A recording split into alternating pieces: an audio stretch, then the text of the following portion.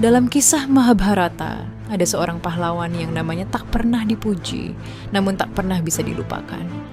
Dialah Karna.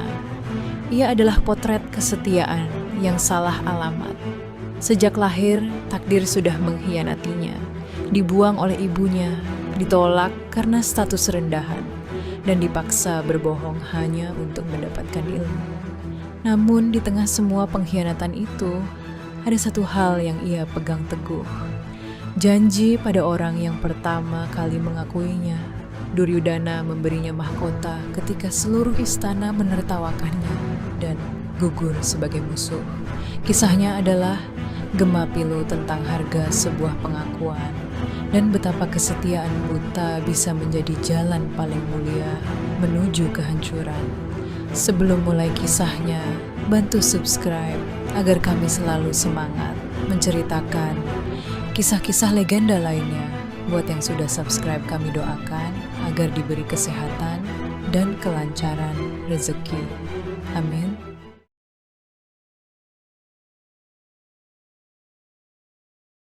Fajar belum lagi membelah langit timur, tetapi sebuah kamar di istana kerajaan Kunti sudah disinari cahaya keemasan yang misterius. Cahaya itu bukan berasal dari pelita, melainkan dari seorang bayi yang baru saja lahir. Bayi itu adalah Karna. Kulitnya memancarkan kilau lembut seperti mentari pagi, dan yang lebih ajaib lagi, di dadanya melekat sebuah kafaca, zirah ilahi yang menyatu dengan kulitnya, dan di telinganya bergantung kundala, anting-anting yang sama-sama bukan buatan manusia. Ia adalah putra Kunti, sang putri kerajaan, dan Dewa Surya, penguasa matahari. Kelahirannya adalah buah dari sebuah mantra pemberian Resi Durvasa yang memungkinkan Kunti saat masih gadis memanggil dewa manapun. Namun, di balikan cahaya keemasan itu, tersembunyi kegelisahan yang mencekik. Kunti, yang masih sangat muda dan belum menikah, diliputi rasa takut dan malu yang luar biasa. Di sebuah masyarakat di mana kesucian seorang putri adalah segalanya, kelahiran seorang anak di luar pernikahan bukan sekadar skandal. Ia adalah kutukan yang bisa menghancurkan seluruh garis keturunan. Air mata Kunti jatuh di pipi bayi yang tengah tertidur polas itu. Ia dihadapkan pada pilihan yang tak pernah ia bayangkan. Memeluk anaknya atau memeluk kehormatan keluarganya. Dengan hati yang hancur dan tangan gemetar, Kunti membungkus bayi itu dengan kain halus. Ia meletakkannya dalam sebuah keranjang anyaman yang kuat, memberikan satu kecupan terakhir di dahinya yang bersinar. Lalu, dengan langkah gontai, ia menuju sungai di kegelapan sebelum subuh. Arus sungai Aswa saat itu tenang, seolah menunggu. "Lindungilah dia," bisik Kunti kepada arus. Suaranya parau oleh tangis yang tertahan. Keranjang itu ia hanyutkan. Bayi yang tak tahu apa-apa itu dengan segala kemuliaan bawaan lahirnya mulai menjauh, bukan menuju takdir sebagai pangeran, tetapi menuju takdir sebagai seorang yang terbuang. Sungai membawa keranjang itu jauh dari istana, menuju kehidupan yang sama sekali berbeda. Keranjang itu ditemukan oleh Adhiratha, seorang kusir kerajaan Hastinapura yang sederhana dan baik hati, dan istrinya Radha. Pasangan ini telah lama merindukan seorang anak. Saat mereka melihat bayi yang bersinar dalam keranjang itu, mereka menganggapnya sebagai mukjizat dari dewa. Dengan penuh cinta, mereka mengangkatnya sebagai anak mereka sendiri. Mereka memberinya nama Radhaya, putra Radha. Disitulah paradoks hidup Karna dimulai. Ia yang lahir dengan zirah dewa, dibesarkan di gubuk seorang kusir. Ia yang darahnya setengah dewa, tumbuh dengan status Suta Putra, anak kusir, kasta yang dianggap rendah dalam tatanan masyarakat saat itu. Namun, cinta Radha dan Adhiratha tulus dan lengkap. Mereka memberinya kasih sayang yang mungkin tak akan ia dapatkan di istana yang penuh intrik. Radhaya kecil belajar tentang kesederhanaan, kerja keras, dan kesetiaan dari ayah angkatnya yang mengemudikan kereta. Dari ibunya, Radha, ia belajar tentang kelembutan dan pengorbanan. Bakatnya sebagai ksatria mulai tampak sejak dini. Tangannya yang masih kecil mampu membidik dengan akurat, tubuhnya kuat dan lincah. Namun, setiap kali ia memandang ke arah istana atau melihat para pangeran berlatih, ada kerinduan yang tak terucap. Ia merasa ada sesuatu yang tak tepat, seolah ada panggilan dalam dirinya yang tak terjawab oleh kehidupan. Sebagai anak kusir, zirah di dadanya dan anting di telinganya yang tak pernah bisa ia lepas menjadi misteri, sekaligus pengingat bisu bahwa ia berbeda. Namun, Radha dan Adiratha dengan segala ketulusan mereka tak pernah memberitahu asal-usulnya. Bagi mereka, ia adalah Radheya, buah hati mereka, dan bagi dunia, itulah identitasnya. Seorang anak kusir dengan bakat luar biasa yang terlahir di tempat yang salah. Radheya tumbuh menjadi pemuda yang gagah dan kuat, namun jiwanya selalu gelisah. Di tangannya, setiap tongkat bisa menjadi tombak, setiap batu bisa menjadi proyektil yang mematikan. Darah ksatria, bahkan darah dewa, dalam dirinya berdenyut menuntut penyaluran. Ia berhasrat bukan hanya menjadi pemanah yang baik, tetapi menjadi yang terhebat. Ia mendambakan pendidikan militer yang sempurna, pengetahuan senjata-senjata ilahi, astra, dan pengakuan sebagai Maharata, ksatria kelas utama. Tetapi masyarakat melihatnya dengan kacamata yang berbeda. Setiap kali ia mendekati ashram seorang guru ternama, membawa kayu bakar dan kerinduan di mata, jawabannya selalu sama. Kami hanya menerima murid dari kasta ksatria, Nak. Pintu tertutup bukan karena kemampuannya diragukan, tetapi karena nama anak kusir yang melekat padanya, seperti noda. Penolakan-penolakan itu bukan hanya menyakitkan, mereka mengukir amarah dan kepahitan yang dalam di hatinya. Ia melihat para pangeran seperti Arjuna, yang dengan mudah mendapatkan pendidikan terbaik hanya karena darah mereka. Sementara ia, dengan bakat alam yang mungkin lebih besar, terkapar di luar pintu. Dalam keputusasaan yang mendalam, benih sebuah kebohongan besar mulai tumbuh. Ia mendengar tentang seorang guru yang tak tertandingi, seorang brahmana ksatria yang keras dan sempurna ilmunya, Resi Parasurama, Awatara Wisnu yang keenam. Parasurama terkenal membenci kasta ksatria dan hanya mau menerima murid dari kalangan brahmana. Disinilah rencana Radheya, atau sekarang harus kita sebut karena ia mulai meninggalkan identitas Radheya untuk sebuah ambisi terbentuk. Dengan tekad yang membara, ia menyamar. Ia menumbuhkan janggut, mengenakan jubah sederhana dari kulit kayu, dan mendatangi ashram Parasurama di pegunungan. Suaranya ia lunakkan, tutur katanya ia haluskan. Aku adalah seorang brahmana yang ingin belajar Dharma Yuddha dan senjata ilahi, Gurudev, katanya dengan suara rendah penuh hormat. Parasurama yang melihat ketekunan dan api dalam mata pemuda itu menerimanya selama bertahun-tahun karena menjadi murid terbaik Parasurama. Ia menyerap setiap ilmu seperti tanah kering menyerap hujan.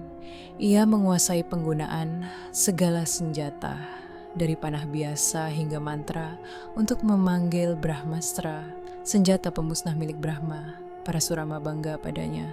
Tak pernah ada Brahmana sepertimu, Nak, katanya suatu hari. Kau lahir untuk membawa panah dan busur. Pujian itu menusuk hati Karna seperti pisau, karena ia tahu pujian itu berdiri di atas fondasi kebohongan. Takdir datang dengan cara yang kejam. Suatu siang, saat Parasurama tidur dengan kepalanya di pangkuan Karna, seekor kalajengking besar merayap dan menggigit paha Karna. Rasa sakitnya luar biasa, darah mengalir deras. Namun, Karna tak bergerak sedikit pun. Ia tak ingin mengganggu tidur gurunya. Darah panas yang mengalir itu membangunkan Parasurama. Saat sang guru membuka mata dan melihat luka menganga dan keteguhan muridnya, hatinya terguncang. Hanya seorang ksatria yang bisa menahan sakit seperti ini tanpa mengeluh. Gumam Parasurama, kecurigaannya terbangun. Seorang Brahmana sejati akan berteriak, "Siapa kamu sebenarnya?" Dengan mata yang berkaca-kaca karena akhirnya mengaku. Ia menceritakan segala sesuatunya, tentang hasratnya yang membara, tentang penolakan yang tak henti-henti, tentang identitasnya sebagai anak kusir. Ia bersujud, memohon ampun. Wajah Parasurama berubah dari kecewa menjadi murka yang dingin. Ia merasa dikhianati bukan hanya sebagai guru, tetapi sebagai seorang yang membenci kasta ksatria. "Kau telah mencuri ilmu dengan kebohongan," hardik Parasurama, suaranya menggema di kesunyian ashram. "Maka dengarlah kutukanku, ilmu yang telah kuberikan padamu, ilmu senjata-senjata ilahi itu akan meninggalkanmu pada saat kau paling membutuhkannya. Saat hidupmu bergantung pada ingatanmu terhadap mantra-mantra itu, pikiranmu akan kosong dan kosong saja." Kutukan itu menggantung di udara seperti pedang di atas kepala.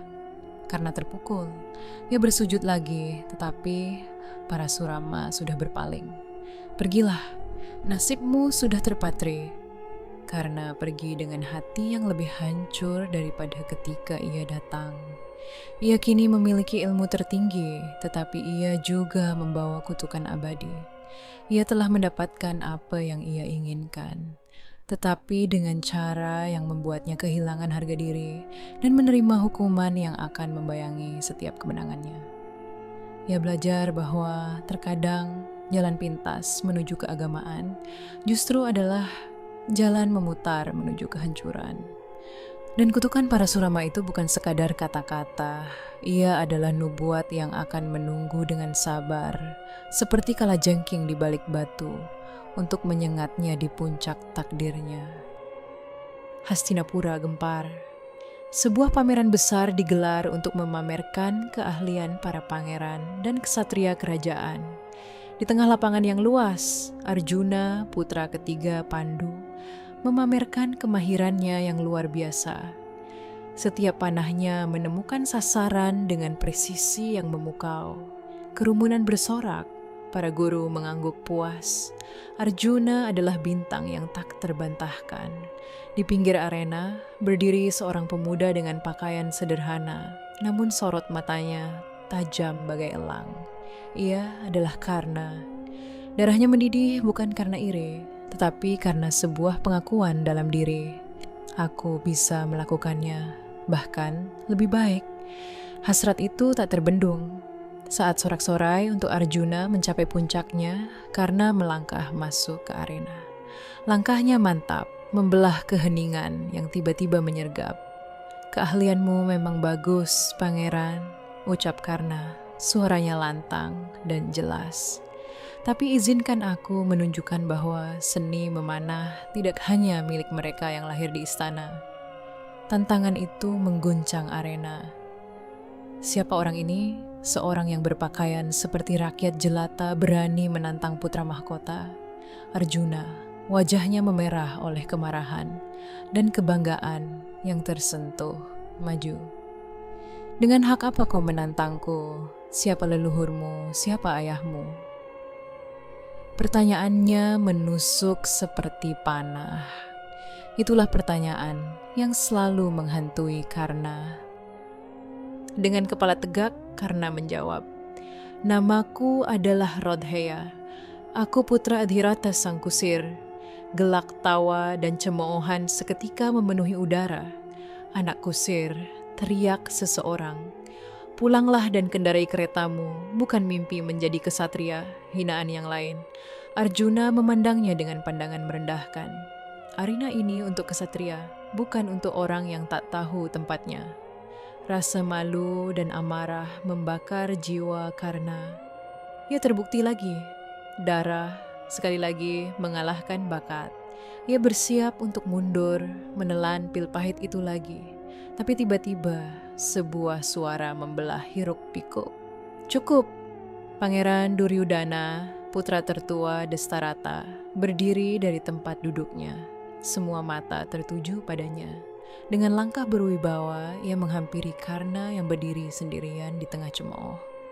Apakah keksatриaan diukur oleh kelahiran atau oleh keberanian dan keterampilan? Tanya Duryudana kepada kerumunan. Lalu ia menoleh ke Karna.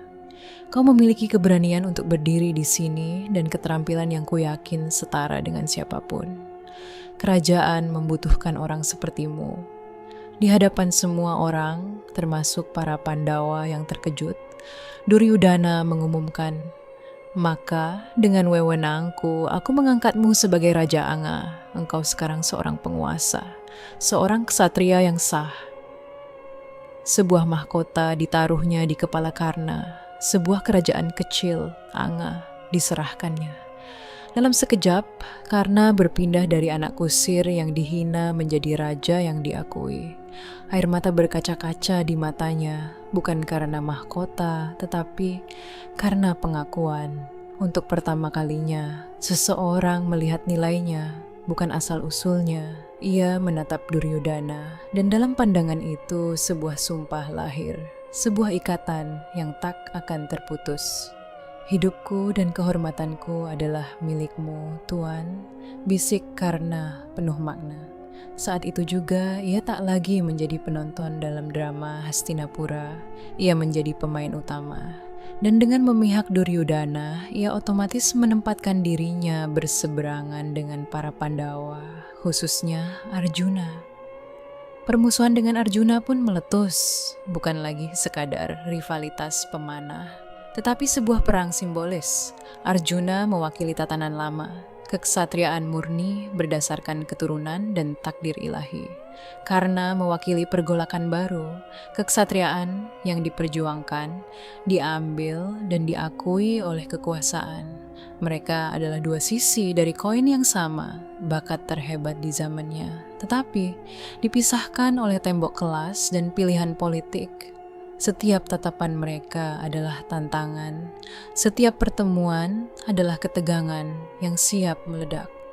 Karena telah mendapatkan pengakuan yang ia dambakan, tetapi harganya adalah permusuhan abadi dengan saudara-saudara yang bahkan tak ia kenali sebagai darah dagingnya sendiri. Ia masuk ke dalam perangkap istana dan kesetiaannya pada Duryudana akan menjadi tali yang mengikatnya pada roda takdir yang menghancurkan. Istana Hastinapura yang megah berubah menjadi panggung tragedi terkeji. Udara hangat, ruang permainan dadu dipenuhi aroma keringat ketakutan dan keserakahan yang memabukkan. Yudhistira, sang raja kebenaran, telah tergelincir. Taruhan mengerikan demi taruhan ia lemparkan, dan ia kalah. Harta, kerajaan, bahkan saudara-saudaranya sendiri, satu persatu menjadi milik Duryudana. Dan kemudian, dalam keadaan pikiran yang sudah tak waras, Yudhistira mempertaruhkan diri mereka yang terakhir, yang seharusnya tak pernah menjadi taruhan. Drupadi, istri kelima Pandawa, dadu berguling, ruangan hening, dan Yudhistira kalah. Sorak-sorai kemenangan Duryudana dan adiknya Dursasana memecah kesunyian itu. "Bawa dia ke sini," perintah Duryudana. Matanya bersinar dengan kemenangan dan niat jahat. "Bawa istri mereka yang sombong itu ke hadapan kita dalam keadaan apapun." Karena menyaksikan dari tempat duduknya di sisi kanan Duryudana, hatinya mungkin sempat bergolak. Ini adalah penghinaan yang melampaui batas pertikaian politik. Ini adalah pelanggaran terhadap dharma yang paling dasar, martabat seorang perempuan, seorang permaisuri. Tetapi di kepalanya bergema janjinya pada Duryudana, pengakuan, kesetiaan, dan dalam konflik itu kesetiaan menang. Dursasana kembali menarik paksa Drupadi yang berusaha melawan. Rambutnya terjuntaikan, kain sarinya nyaris tidak menutupi tubuhnya. Air mata dan malu membanjiri wajahnya. yang biasa anggun. Ia memprotes dengan lantang, suaranya menggema di ruangan penuh pria yang diam. Apakah seorang yang telah menjadi budak masih punya hak untuk mempertaruhkan istrinya? Suamiku sudah bukan suamiku saat ia mempertaruhkanku. Pertanyaan itu menggantung. Beberapa sesepuh seperti Drestarasta terlihat tidak nyaman, tapi suara mereka tenggelam. Karenalah yang kemudian berdiri, bukan untuk membela, tetapi untuk menusuk lebih dalam. Ia memandang Drupadi, dan di matanya mungkin tergambar seluruh penolakan yang pernah ia terima, seluruh kegetiran sebagai anak kusir yang dianggap tak pantas. Drupadi dengan darah bangsawan dan status sebagai putri dan permaisuri mewakili segala yang pernah menolaknya. Dan di sini ia bisa membalikkan keadaan. Pertanyaannya baik, ucap Karna, suaranya dingin dan sarkastik, memotong ketegangan. Tapi apa arti sebuah pertanyaan dari seorang perempuan yang telah menikahi 5 pria? Apakah yang disebut suami baginya? Ia datang ke istana ini dengan mengikut 5 suami sekaligus, seperti pelacur yang mengikuti rombongannya. Kata-katanya seperti tamparan di wajah Drupadi, dan setiap prinsip kesopanan. Ruangan semakin hening, mencekam. Yudhistira sudah kalah, ia sudah menjadi budak, dan seorang budak tidak memiliki apa-apa termasuk seorang istri. Lanjut Karna menatap langsung ke arah Drupadi. Jadi, Dursasana, apa yang kau tunggu? Tanggalkan pakaiannya. Lepaskan kain yang masih melekat di tubuhnya. Biarkan semua di sini melihat apa yang disembunyikan oleh 5 suaminya. Atau, jika ia malu, tambahnya dengan nada merendahkan, masih ada 5 saudara kita di sini yang belum beristri. Pilihlah yang lain sebagai suamimu. Dengan perkataannya itu, Karna bukan sekadar mendukung tindakan Dursasana. Ia memberikan pembenaran moral yang keji. Ia mengubah penghinaan fisik menjadi penghinaan eksistensial. Ia merobek bukan hanya kain, tetapi identitas Drupadi sebagai istri dan manusia terhormat. Drupadi menangis, memohon kepada Kresna. Dursasana mulai menarik kain sarinya, dan di titik itulah mungkin jiwa Karna turut terkoyak. Ia telah melangkah jauh ke dalam kegelapan. Ini bukan lagi sekadar kesetiaan politik, ini adalah persekutuan dalam kejahatan. Dengan mendorong penghinaan terhadap Drupadi, ia secara permanen mengubur semua kemungkinan perdamaian dengan Pandawa. Dendam yang dihasilkan dari momen ini akan menjadi api yang menyala-nyala, membakar segala sesuatu hingga ke medan Kurukshetra. Karena mungkin membela tindakannya sebagai pembalasan atas penghinaan yang ia terima, atau sebagai pembuktian kesetiaan mutlak. Tetapi tindakan ini adalah beban terberat yang akan ia pikul. Di saat-saat terakhir hidupnya, bayangan Drupadi yang terluka dan dihina akan datang kembali, mengingatkannya bahwa ia tidak hanya berperang untuk kesetiaan, tetapi juga untuk menebus dosa yang telah ia bantu ciptakan. Di ruang permainan dadu yang terkutuk itu, ia telah memilih jalannya, dan jalannya kini berlumuran lumpur hitam dosa yang tak akan pernah bisa dicuci. Kabut perang telah menggantung di atas Kurukshetra seperti kain kafan raksasa. Di tengah malam yang pekat, sebuah cahaya lembut menerangi kemah Karna. Bukan cahaya obor, tetapi cahaya ilahi yang memancar dari seorang pengunjung tunggal. Kresna, sang penasihat Pandawa, Awatara Wisnu yang agung, datang bukan sebagai musuh, tetapi sebagai pembawa kebenaran yang terlambat. Wahai Radheya, suara Kresna lembut namun menusuk langsung ke sumsum. Aku datang bukan dari perkemahan musuhmu. Aku datang dari rahim yang sama yang pernah mengandungmu. Karena terdiam, jiwanya yang keras bergetar hebat. Kresna mengulurkan tangan, seakan-akan menawarkan seluruh takdir alternatif di telapannya. Kebenaran yang disembunyikan ibumu selama puluhan tahun, Kebenaran yang lebih tajam dari panah apapun akan kuungkapkan padamu. Kunti adalah ibumu. Dewa Surya adalah ayahmu. Kau, Karna, adalah putra sulung Kunti. Kau adalah kakak tertua para Pandawa, Yudhistira, Bima, Arjuna, Nakula, Sadewa. Mereka adalah darah dagingmu. Takhta Hastinapura, kejayaan, pengakuan, sebagai pangeran tertinggi, semuanya adalah hak warismu yang sah. Setiap kata Kresna adalah palu godam yang menghancurkan fondasi identitas Karna. Seluruh hidupnya, penghinaan, perjuangan, kebencian terhadap Pandawa berdiri di atas kebohongan. Air mata panas menggenang di matanya, bukan air mata kelemahan, tetapi air mata pengakuan yang pahit.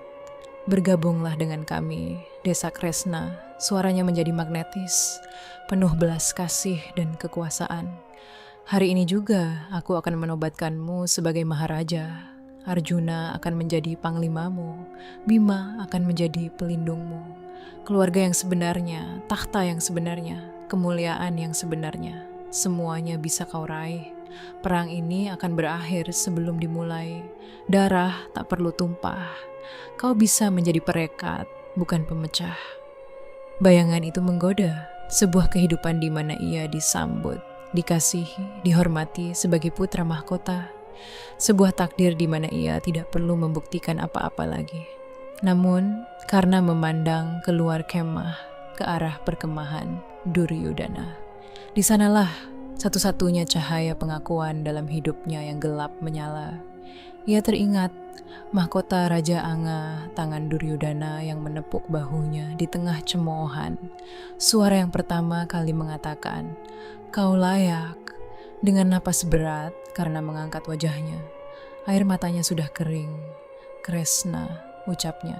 Suaranya serak namun seperti baja yang ditempa. "Kebenaranmu datang terlambat.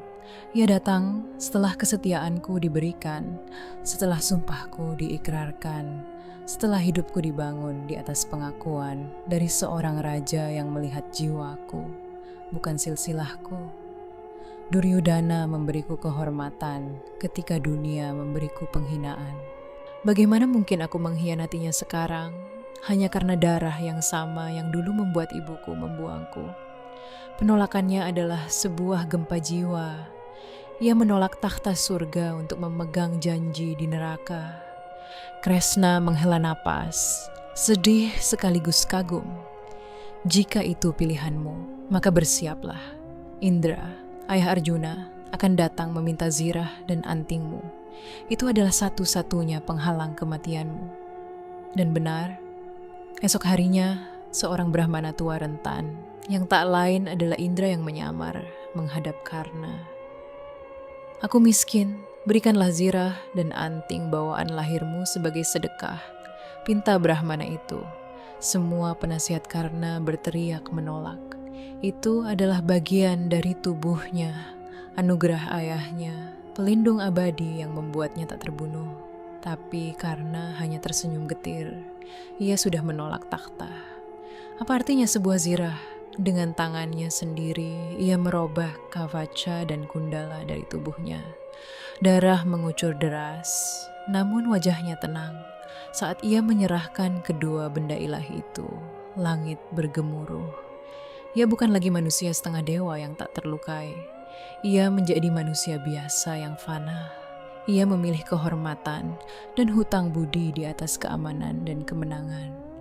Ia memilih untuk mati sebagai seorang satria yang setia daripada hidup sebagai pengkhianat yang agung.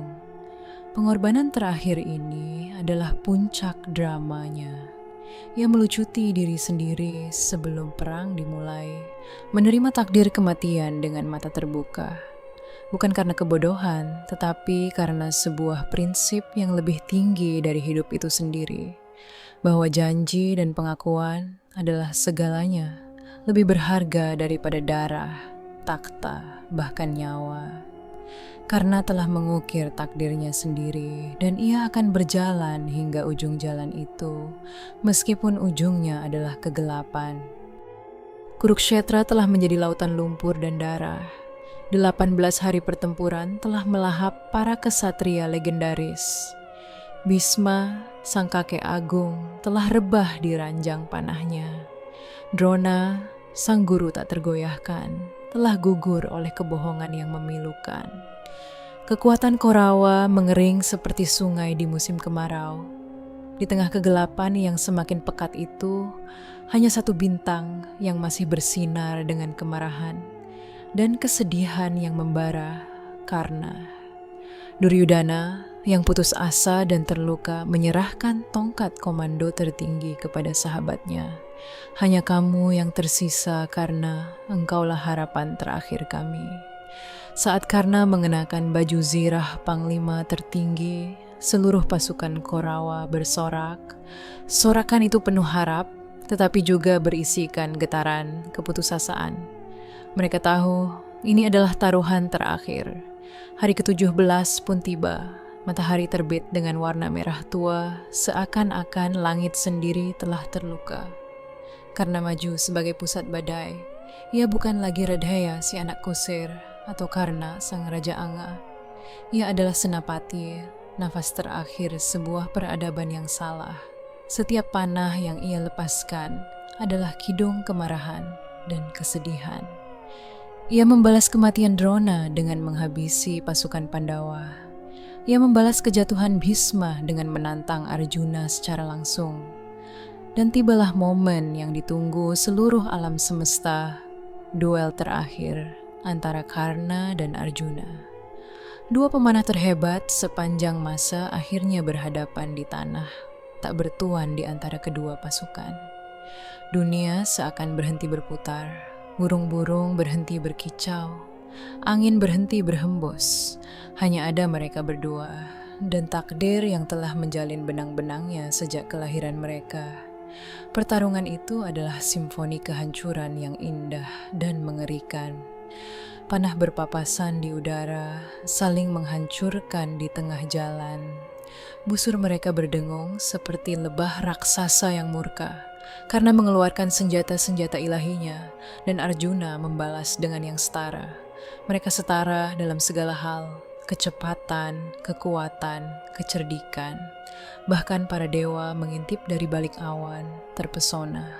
Namun, di balik kesetaraan itu, ada ketidakadilan yang sedang bermain. Kereta perang Arjuna dikemudikan oleh Kresna, sang awatara Wisnu. Sementara kereta Karna dikemudikan Salya, Raja Madra, yang diam-diam membenci dirinya dan bersimpati pada Pandawa. Setiap gerakan Salya selalu setengah detik terlambat, setiap manuvernya sedikit keliru. Dan kemudian kutukan Parasurama bangun dari tidurnya. Saat Karna bersiap untuk melepaskan Nagastra, panah ular mematikan yang bisa mengakhiri segalanya. Roda keretanya yang kiri terbenam dalam lumpur bekas keringatan kuda dan darah. Keretanya miring karena turun, meletakkan busurnya dan berusaha mengangkat roda itu. Saat itulah ia teringat akan mantra panggil senjata. Ia membuka mulutnya untuk mengucapkannya, dan kosong. Tak ada suara yang keluar. Pikirannya mendadak hampa, putih, seperti salju yang menutupi segala ingatan. Kutukan itu telah menggigit. Ilmunya telah meninggalkannya di saat ia paling membutuhkan. Wajahnya memucat. Ia menatap tangannya, seakan-akan tak mengenalinya. Dia lengah Arjuna. Sekarang, teriak Kresna, suaranya memecah kekosongan itu. Ingatlah penghinaan terhadap Drupadi, ingatlah Abimanyu yang gugur, inilah dharmamu. Arjuna yang sejenak ragu, melihat keraguannya dihancurkan oleh amarah yang disalurkan Kresna. Ia mengangkat Anjalika, panah sakti pemberian Dewa Indra. Busur Gandiva mendenting dengan nada kematian. Karena berusaha bangkit, berusaha menggapai busurnya, ia melihat panah itu meluncur. Di detik-detik terakhir, mungkin ia melihat seluruh hidupnya. Sungai yang menghanyutkannya, senyum rada, wajah Parasurama yang murka, mahkota dari Duryudana, air mata Drupadi, dan wajah Kresna yang membawa kebenaran terlambat. Swoosh! Panah Anjalika menghunjam tepat di dada Karna, di tempat di mana Kavacha pernah melindunginya. Darah memancur seperti mata air yang pecah. Ia terhempas ke tanah. Cahaya keemasan yang selalu mengelilinginya mulai memudar. Dengan sisa tenaga, Karna memandang ke arah Arjuna dan Kresna. Bukan dengan kebencian, tetapi dengan sebuah pengertian yang pahit. Kau membunuhku bukan sebagai ksatria Arjuna, tapi sebagai alat dari takdir dan politik. Napasnya tersengal, tapi aku tidak menyesal. Karena sang putra Surya, sang Raja Anga, sang panglima terakhir, akhirnya rebah. Matahari di langit seakan redup. Sebuah kehidupan yang dibangun di atas kebohongan dan kesetiaan yang salah, berakhir di atas lumpur Kurukshetra, dikelilingi oleh musuh-musuhnya yang ternyata adalah saudara-saudara darahnya sendiri. Kemenangan Arjuna tidak terasa seperti kemenangan. Ia hanya terduduk di keretanya, lesu, menatap tubuh tak bernyawa saingan, sekaligus kakaknya. Kresna turun dari kereta, berjalan perlahan mendekati Karna. Wajahnya penuh kesedihan yang tak terperi. Yang gugur hari ini bukanlah musuh, bisiknya. Yang gugur hari ini adalah sebuah prinsip kesetiaan yang bahkan para dewa pun tak mampu pahami. Duel itu telah usai. Tak hanya nyawa Karna yang terbang, tetapi juga sebagian jiwa dari setiap yang menyaksikan. Mereka menyaksikan bukan sekadar kematian seorang kesatria, tetapi runtuhnya sebuah gagasan heroik yang berdiri di sisi yang keliru. Epik mencapai klimaksnya, meninggalkan kehampaan yang bergema di hati setiap orang. Medan Kurukshetra yang ribut telah berubah menjadi lautan kesunyian yang memekakkan telinga. Asap membubung dari sisa-sisa peradaban yang hancur. Di tengah-tengah mayat-mayat yang bergelimpangan, di bawah langit yang mulai berwarna jingga petaka, terbujur seorang raja tanpa mahkota. Karena Kresna berdiri di samping tubuh itu lebih lama dari yang lain. Matanya yang biasanya memancarkan kecerdikan dan ketenangan ilahi kini tampak redup. Lihatlah Arjuna, bisiknya, suaranya serak oleh debu dan duka. Ini bukan hanya musuh yang kau kalahkan, ini adalah cerminan dari dirimu yang lain. Seandainya takdir memberikan kalian tempat yang sama, dunia akan terlalu kecil untuk menampung kemuliaan kalian berdua. Arjuna tidak menjawab. Tangannya masih gemetar memegang Gandiva. Kemenangan terasa seperti racun. Kemudian dari balik barisan tentara Pandawa yang letih, muncul sosok yang berjalan terhuyung-huyung. Kunti. Selama 18 hari, ia menyaksikan dari jauh. Hatinya terkoyak setiap kali panah meluncur. Dan kini ia tak bisa lagi menahan lautan kesedihan yang telah ia bendung seumur hidup. Dengan kain yang compang-camping, ia berlari menjatuhkan diri di samping tubuh Karna yang sudah dingin. Dengan tangan gemetar, ia menyentuh wajah putra, sulungnya, wajah yang tak pernah ia sentuh sejak ia membungkusnya dengan kain dan menghanyutkannya di sungai. Anakku, anakku, isaknya memecah kesunyian, suara yang penuh penyesalan tak terhingga. Yudhistira, Bima, dan yang lainnya mendekat, bingung. Ibu, apa yang kau katakan? Ini adalah Karna, musuh kita. Kunti mengangkat wajahnya yang basah oleh air mata. Tidak, dia bukan musuh. Dia adalah Karnavana Yudhistira, putra sulungku, kakak tertuamu. Teriaknya, suaranya penuh penderitaan. Dia adalah putra Dewa Surya dan darah dagingku. Aku yang membuangnya karena malu. Dan sekarang, lihatlah, kalian, anak-anakku, telah membunuh anakku yang lain. Kebenaran itu jatuh bagai guntur di siang bolong. Pandawa terdiam membeku. Wajah Arjuna menjadi pucat pasi. Mereka telah bertarung, membenci, dan akhirnya membunuh kakak mereka sendiri. Dendam yang mereka pupuk, penghinaan yang mereka balas, ternyata berujung pada pembunuhan. Saudara, Kunti meratap, memeluk tubuh Karna. Maafkan ibumu, nak. Ibumu yang pengecut, ibumu yang memilih kehormatan palsu di atas kasih sayangnya padamu. Ia menceritakan segalanya, mantra dari Resi Durvasa, kelahiran Karna, dan keputusannya yang fatal untuk membuangnya. Di sana, di atas tanah berlumpur dan darah, terungkaplah tragedi terdalam Bharatayuddha. Perang saudara ternyata lebih literal dari yang mereka kira, karena tidak hanya mati sebagai musuh, tetapi mati dalam kebencian dari orang-orang yang seharusnya mencintainya. Dan Pandawa tidak hanya menang, tetapi menang dengan beban dosa yang tak akan pernah terhapus, pembunuhan saudara. Kresna kemudian mendekat, menenangkan Kunti. Ibu, tangismu adalah kidung terakhir untuk seorang pahlawan yang jalan hidupnya salah, tetapi hatinya benar. Karena mati karena memilih kesetiaan pada janji, bukan pada darah. Itu adalah pilihannya, dan ia memegangnya sampai akhir. Upacara pemakaman dilakukan dengan penghormatan penuh sebagai pangeran dan kesatria tertinggi. Api yang membakar jenazah Karna terlihat sangat tinggi, seakan-akan menyentuh langit, dipersembahkan oleh saudara-saudara yang baru saja menyadari ikatan darah mereka. Warisan Karna bukanlah kerajaan atau kemenangan. Warisannya adalah tragedi. Ia adalah simbol abadi dari manusia yang terjebak dalam dilema antara darah yang mengingkari dan kesetiaan yang mengakui. Korban, prasangka sosial. Bakatnya yang luar biasa selalu dikalahkan oleh label anak kusir. Pahlawan tragis yang setia sampai akhir. Bahkan setelah tahu kebenaran, ia memilih jalan yang telah ia pilih, membayarnya dengan nyawa. Cermin dari keadilan yang timpang, ia selalu berperang di bawah kondisi yang tidak adil, dari kelahirannya, pendidikannya, hingga saat kematiannya.